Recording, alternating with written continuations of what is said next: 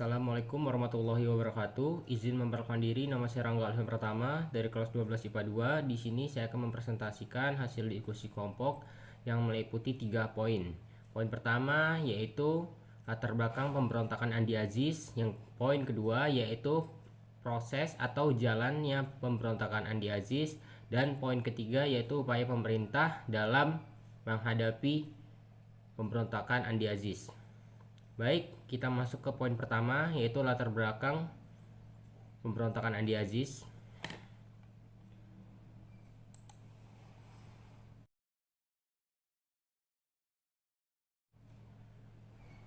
Latar belakang pemberontakan Andi Aziz.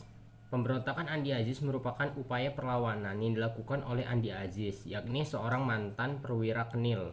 Kala itu ia berusaha untuk mempertahankan keberadaan negara Indonesia Timur (NIT) karena enggan bergabung dengan NKRI atau Negara Kesatuan Republik Indonesia. Andi Aziz berpendapat bahwa para perwira APRIS harus bertanggung jawab atas gangguan keamanan yang terjadi di NIT. Sebab menurut Andi Aziz, pemerintah adalah orang atau dalang dari gangguan tersebut. Pemberontakan ini terjadi di ujung Pandang, Makassar pada 5 Januari 1950. Diawali dengan konflik Sulawesi Selatan pada bulan yang sama. Konflik ini terjadi karena adanya ketegangan antara masyarakat yang pro-federal dan yang anti-federal. Sehingga pada 5 April 1950 pemerintah Indonesia mengutus pasukan TNI dari Jawa untuk mengamankan daerah tersebut. Tetapi kedatangan TNI ini dianggap mengancam kelompok masyarakat yang pro-federal. Akhirnya masyarakat yang pro-federal ini bergabung di bawah komando Andi Aziz dan membentuk pasukan bernama Pasukan Bebas. Selanjutnya kita menjelaskan bagaimana jalannya pemberontakan Andi Aziz ini. Baik, selanjutnya kita lanjutkan ke jalan peristiwa pemberontakan Andi Aziz. Andi Aziz merupakan seorang mantan perwira Kenil. Seperti yang kita tahu, pada tanggal 30 Maret 1950 ia bersama dengan pasukan Kenil di bawah komandonya mengamukan diri ke dalam APRIS di hadapan Letnan Kolonel Ahmad Yunus Mokoginta, Panglima Tentara dan Teritorium Indonesia Timur. Pemberontakan di bawah pimpinan Andi Aziz ini terjadi di Makassar, diawali dengan adanya kekacauan di Sulawesi Selatan pada bulan April 1950. Kekacauan tersebut terjadi karena adanya demonstrasi dari masyarakat yang anti-federal. Mereka mendesak NIT segera mengamukan diri dengan RI, sementara itu terjadi demonstrasi dari golongan yang mendukung terbentuknya negara federal. Keadaan ini menyebabkan muncul kekacauan dan ketegangan di masyarakat itu sendiri. Untuk menjaga keamanan, maka pada tanggal 5 April 1950, pemerintah mengirimkan 1 batalion TNI dari Jawa. Kedatangan pasukan ini dipandang mengancam kedudukan kelompok masyarakat yang pro-federal. Selanjutnya, kelompok pro-federal ini bergabung dengan membentuk pasukan bebas di bawah pimpinan Kapten Andi Aziz. Ia menganggap masalah keamanan di Sulawesi Selatan menjadi tanggung jawabnya. Pada 5 April 1950, pasukan Andi Aziz menyerang markas TNI di Makassar dan berhasil menguasai, bahkan Letnan Mokoginta berhasil ditawan.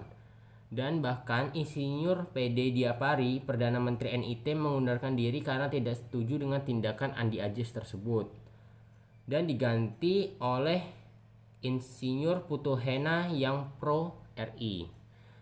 Tanggal 21 April 1950, Wali Negara NIT Sukawati mengumumkan bahwa NIT bersedia bergabung dengan Negara Kesatuan Republik Indonesia.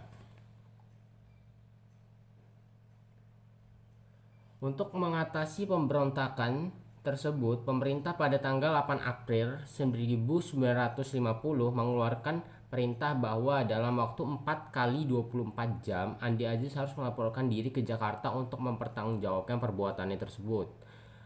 Kepada pasukan yang terlibat pemberontakan diperintahkan untuk menyerahkan diri dan semua tawanan harus dilepaskan. Pada saat yang sama, dikirim pasukan untuk melakukan operasi militer di Sulawesi Selatan yang dipimpin oleh A.E. Kawilarang. Pada tanggal 15 April 1950, Andi Aziz berangkat ke Jakarta setelah didesak oleh Presiden NIT, Sukawati. Tetapi Andi Aziz terlambat melapor sehingga ia ditangkap dan diadili. Sedangkan pasukan yang dipimpin oleh Mayor Haworang terus melakukan pendaratan di Sulawesi Selatan pada 21 April 1950.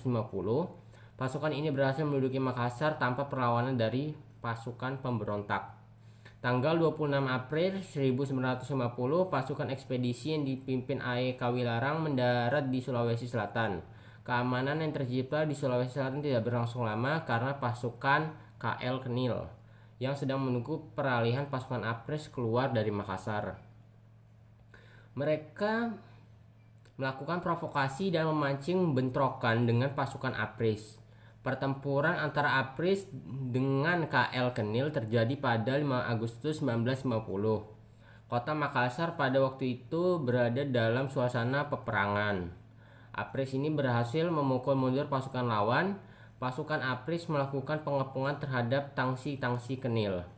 Dan pada tanggal 8 Agustus 1950, pihak KL Kenil meminta untuk berunding ketika menyadari bahwa kedudukannya sudah sangat kritis. Perundingan dilakukan oleh Kolonel A.E. Kawilarang dari pihak RI dan Mayor Jenderal Skesvelar dari KL Kenil. Hasilnya kedua belah pihak setuju untuk dihentikannya tembak-menembak. Dalam waktu 2 hari pasukan KL Kenil harus meninggalkan Makassar.